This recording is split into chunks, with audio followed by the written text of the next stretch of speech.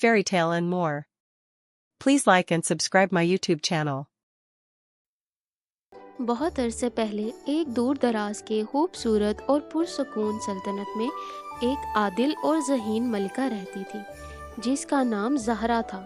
ملکہ اپنی رعایا کا بہت خیال رکھتی تھی اور اپنی عقل و دانش کی وجہ سے پورے علاقے میں مشہور تھی، مگر اس سلطنت میں ایک چھوٹا مسئلہ تھا۔ محل میں اکثر چوری کی خبریں آتی تھیں لیکن چور کبھی بھی پکڑا نہیں جاتا تھا۔ ملکہ زہرا نے فیصلہ کیا کہ وہ اس مسئلے کو حل کرے گی، چنانچہ اس نے محل کی تمام نوکرانیوں کو بلایا اور اعلان کیا کہ چور کو پکڑنے کے لیے ایک خصوصی طریقہ کار اپنایا جائے گا۔ نوکرانیوں میں ایک ہوشیار لڑکی نور بھی شامل تھی۔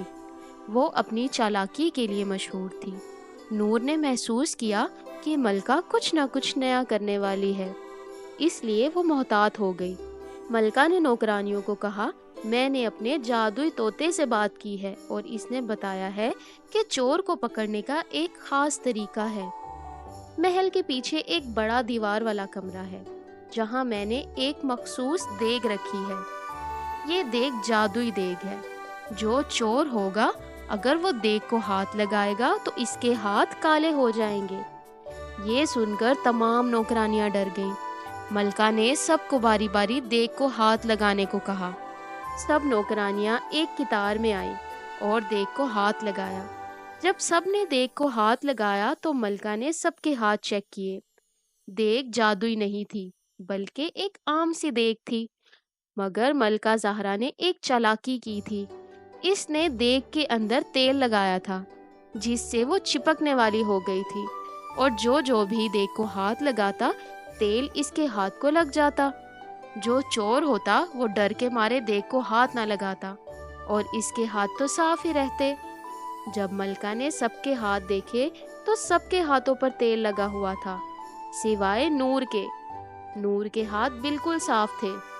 ملکہ غصے میں آئی اور بولی، نور، تم ہی وہ چور ہو۔ تم نے دیگ کو ہاتھ نہیں لگایا کیونکہ تمہیں پتا تھا کہ تم پکڑی جاؤ گی۔